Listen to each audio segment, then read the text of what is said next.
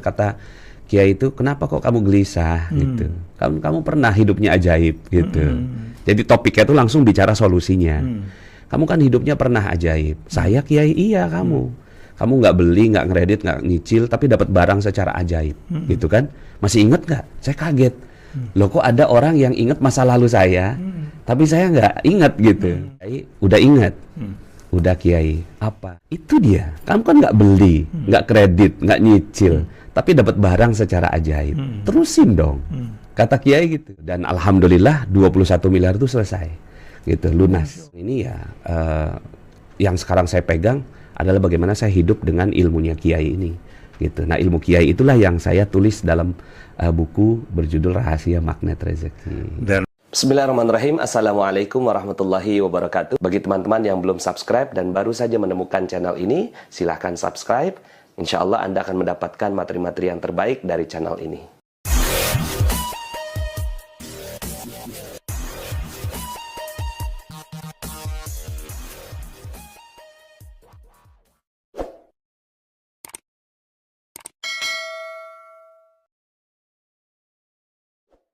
Nah, pada saat itu diantarkan sama bapak mertua lah ke sana gitu ya. Terus kemudian kata Kiai itu, kenapa kok kamu gelisah gitu?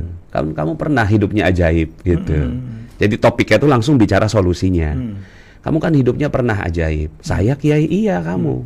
Kamu nggak beli, nggak kredit, nggak nyicil, tapi dapat barang secara ajaib, gitu kan? Masih inget nggak? Saya kaget. Loh kok ada orang yang inget masa lalu saya, tapi saya nggak inget gitu, ya. Kemudian kalau nggak inget pulang aja dulu. Gitu. Yang dimaksud apa itu? Nah, akhirnya saya pulang gitu kan. Terus kemudian coba inget-inget apa ya gitu ya. Nggak beli, nggak kredit, nggak nyicil, tapi dapat barang secara ajaib gitu. Akhirnya saya inget-inget masa lalu saya, dapat gitu satu peristiwa ketika saya di Malaysia. Di Malaysia itu istri saya kuliah, saya belum dapat kuliah pada saat itu. Terus kemudian pada saat itu ingin sekali punya kulkas gitu, tapi kan nggak bisa beli ya, nggak bisa beli, nggak bisa kredit, cuma menghayal aja gitu ya. Aduh enak ya kalau punya kulkas gitu.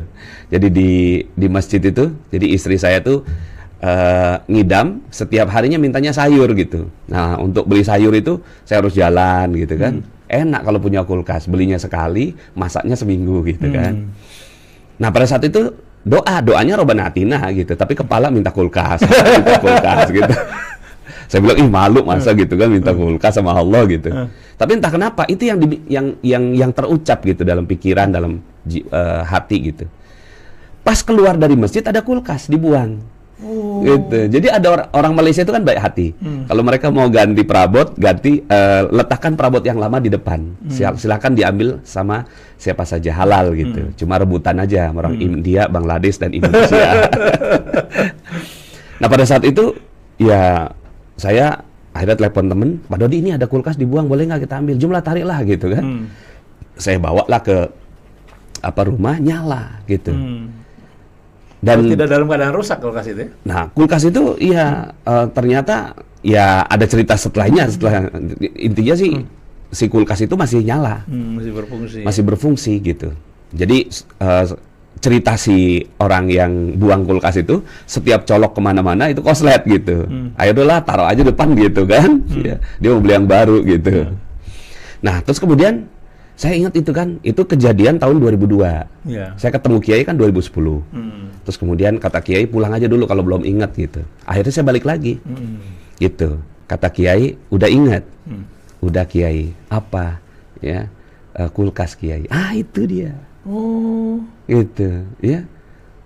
Saya agak heran ya karena ada seorang Kiai yang tahu masa lalu, tapi ini kan ilmunya kasyaf ya. Beliau sudah terbuka hijabnya gitu tentang masa lalu saya.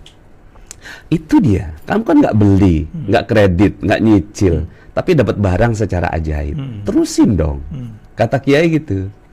Terusin dong. Terusin kepada permintaan yang lain gitu maksudnya. Iya, terusin melakukan apa yang dulu dilakukan sehingga menjadi ajaib itu. Gitu. Sehingga nanti hutang kamu itu, amanah kamu itu ya, yang miliar-miliar itu, padahal saya nggak cerita. Gitu, itu hutang kamu yang miliar-miliar itu selesai gitu, kata Kiai, gampang bagi Allah gitu. Nah setelah itu akhirnya saya ya tercerahkan lah begitu ya. Ada perasaan bahagia gitu kan, dan itu juga rasa ketika kita ketemu sama seorang guru spiritual kan seperti itu. Terus kemudian akhirnya saya 2 minggu sekali datang gitu ya, mencoba untuk menimba ilmu gitu sama kiai. Akhirnya muncullah ilmu magnet rezeki ini. Gitu. Dan alhamdulillah 21 miliar itu selesai. Gitu, lunas gitu. Lunas. Cuma memang dalam waktu 8 tahun. 8 tahun. 8 tahun. Jadi sebenarnya harusnya bisa lebih cepat ya kalau seandainya hati kita tuh bisa nerima gitu kan ilmu. Cuma kadang-kadang kan kita tuh apa iya gitu kan, apa bisa, apa mungkin gitu kan ya, baru kemudian akhirnya ya ternyata dalam perjalanannya subhanallah gitu kan selesai semua dengan cara yang saya juga nggak paham gitu. Akhirnya sekarang ini ya yang sekarang saya pegang adalah bagaimana saya hidup dengan ilmunya kiai ini gitu. Nah, ilmu kiai itulah yang saya tulis dalam buku berjudul Rahasia Magnet Rezeki. Dan bestseller itu ya. Laku berapa juta? Ini sudah 80 kali naik cetak. Ya Allah. Ya, alhamdulillah 80 kali naik cetak. Setiap cetak itu ada yang 3.000, 5.000, 10.000 tergantung pada saat itu permintaannya. Jadi kesimpulannya apa yang bisa diambil laku ini? Apa karena masyarakat Indonesia nih banyak yang kena kasus utang piutang jadi laku? Pertama lakunya mungkin saya nggak paham ya, saya juga nggak ngerti siapa yang beli gitu kan, terus selalu menjadi nomor 1 dan seterusnya. Cuma memang ini adalah satu dia tuh seperti oase, seperti oase di tengah padang pasir ya. Orang-orang ingin bertanya gitu kan, apa sih hakikat rezeki? Dan alhamdulillah di buku ini terjawab gitu hakikat rezeki. Nah, nama magnet rezeki sendiri saya ambil dari ayat Allah Subhanahu wa taala. Dari surat apa ya? Dari surat 3 ayat 37. Ya. Auzubillahi minasyaitonirrajim. Kullama dakhala 'alaiha Zakaria al-mihrab wajada 'indaha rizqa. Ya, setiap Zakaria masuk ke mihrabnya Maryam, gitu ya, selalu ada makanan di sisinya. Padahal nggak beli, nggak masak, nggak kerja, nggak belanja, nggak pesan GoFood gitu. Tapi selalu ada makanan di sisinya. Ya.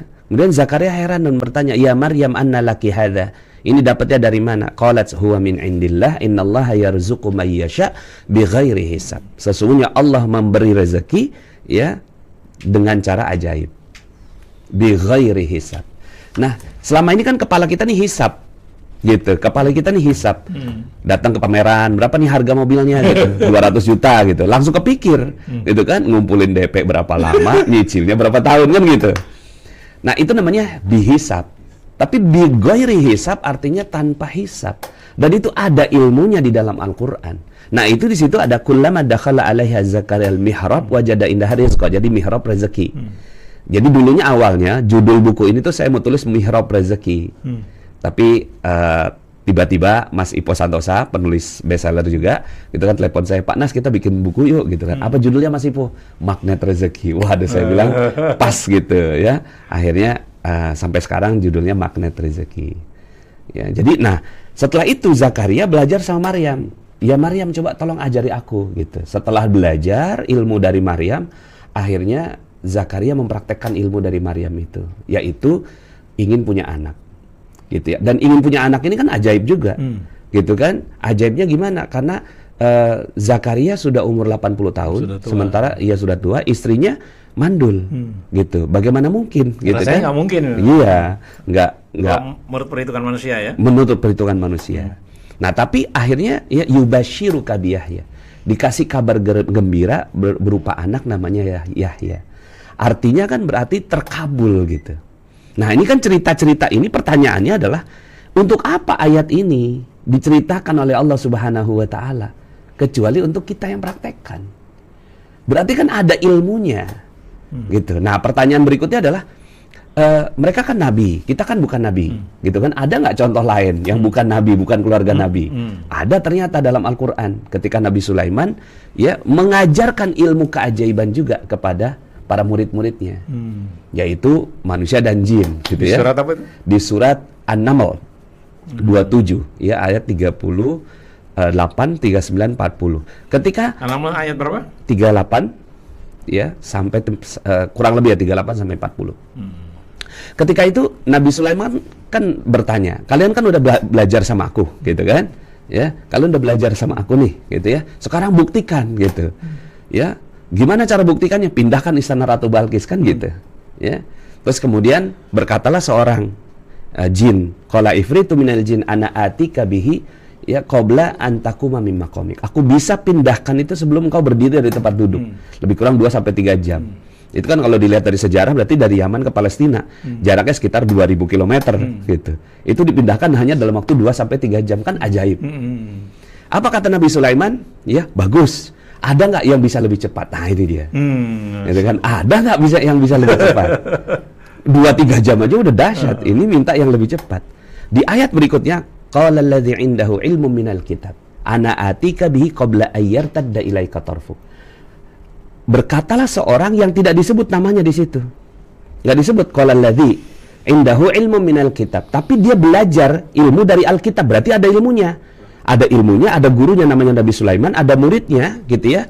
Dan juga ini bisa dipraktekkan. Ya, apa yang dikatakan sama orang yang sudah mempraktekannya? Ana atika bihi qabla ayyartadda ilaika tarfuk. Aku bisa pindahkan sebelum matamu berkedip. Nah, sebelum mata berkedip. Masya Allah.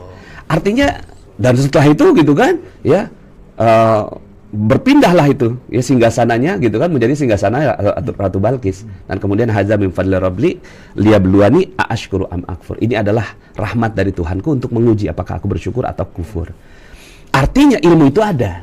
Pertanyaannya kan, untuk apa ayat itu diturunkan kepada kita? Nah, akhirnya pada saat itu saya teringat ketika itu, ya ini masa sebelum saya diuji sama Allah Subhanahu wa taala, saya buka Quran gitu kan, terus kemudian saya pas ayat itu yang kebuka. Saya tutup, kemudian saya lihat di laptop gitu, kok ada Google Map nih gitu, ya di belakang rumah kontrakan saya ada tanah kosong gitu kan. Ya akhirnya saya kedipin aja gitu, ting gitu kan. Kan juga tadi kan sebelum mata berkedip. Saya bisa nggak ya gitu kan. Nah, beberapa hari kemudian datang Pak Lurah. Pak Nas mau beli tanah nggak? Di mana Pak? Di situ. Oh, itu yang saya lihat di Google Map. Ya, padahal saya kan nggak ngomong sama dia. Bapak tahu yang punya tanah? Saya tahu gitu. Yuk kita ke sana. Pas ke sana gitu kan. Ya, Pak Haji tanahnya mau dijual. Iya emang, cuma gua kagak tahu sertifikatnya di mana. Loh kok gitu Pak Haji? 1 lemari sertifikat semua. Gitu ya. Ya, gua kagak paham yang lu maksud yang mana. Di Beji Timur Pak Haji. Oh ya udah gitu kan. Lu datang nih minggu depan, gua siapin sertifikat. Minggu depan saya datang lagi. Udah disiapin 18 sertifikat di atas meja. Dia bilang gini, "Lu bawa deh semua." Bawa Pak Haji, bayarnya gimana? Emang lu punya duit? Gitu kata si Pak Haji itu. Waktu itu umur saya 28 tahun waktu itu. Ya. Akhirnya saya jawab, "Nggak punya Pak Haji." Dia bilang gini, "Ya emang gua tahu roman muka lu." Gitu. Emang lu roman kagak punya duit gitu kan. Lu bawa semua. Tapi mau beli tanah ya. Lu bawa semua katanya. Gue pengen tahu lu bisa bikin apa sama tanah gue. Tanpa uang 1 sen pun. Jadi akhirnya saya bawa, jadilah perumahan. Nah, itulah mulainya saya perumahan itu. Gitu. Cuma waktu itu kan saya mulai perumahan 2006. Ya 2008 saya ketemu si Pak Haji itu. Terus kemudian naik. Terus kemudian pada saat itu saya banyak dosa. Dijatuhkan sama Allah, jadi minus 21 miliar itu ketemu Kiai. Jadi artinya perjalanannya itu perjalanan yang saya sudah dapatin keajaiban demi keajaiban, tapi kemudian akhirnya tertutup gitu dengan dosa saya sendiri. Nah, akhirnya saya dapetin ilmu baru bahwa keajaiban itu bisa terjadi manakala kita nggak ada dosa. Ketika kita nggak ada dosa, maka Allah Subhanahu wa taala akan berikan keajaiban. Itu ada dalam surat Nuh ayat 10 sampai 12 gitu kan. Faqultu astaghfiru rabbakum innahu kana ghaffara yursilis samaa'a 'alaikum midrara wa yumdidkum bi amwalin wa banin wa yaj'al lakum jannatin wa yaj'al lakum anhara. Minta ampunlah kalian kepada Allah. Kalau kamu sudah minta ampun, ya, maka ya Allah akan turunkan hujan dengan lebat. Nah, hujan dengan lebat ini berupa apa? Berupa harta yang banyak gitu, anak yang banyak, ya, kemudian juga kebun-kebun dan sungai-sungai yang mengaliri gitu kan tempat itu sehingga subur. Artinya Allah tuh akan berikan keajaiban bagi siapa? Bagi mereka yang nggak punya dosa. Maka ternyata kata Kiai itu, akhirnya saya 2 minggu sekali datang ke Kiai pengen dapat intisari ilmunya. Salah satu intisari ilmunya itu adalah jangan ada dosa gitu ya, maka hidupmu akan seperti di surga. Gitu. Alhamdulillahirrabbilalamin. Sahabat-sahabat Filah Best Learning Center yang kami cintai, sahabat-sahabat Magnet Rezeki, setelah Anda menyimak video ini, marilah senantiasa kita beristighfar kepada Allah Subhanahu wa taala untuk melepas perisai-perisai rezeki kita. Rabbi ghfirli wa tub alayya innaka antat tawwabur rahim. Ya Rabb, ampunilah kami, terimalah taubat kami, sesungguhnya Engkau Maha Penerima taubat dan Engkau Maha Penyayang. Dan mari senantiasa kita bersolawat kepada baginda Nabi Muhammad sallallahu alaihi wasallam. Sallu ala Muhammad, Allahumma salli alaihi wa ala alihi wa sahbihi. Wassalamualaikum warahmatullahi wabarakatuh.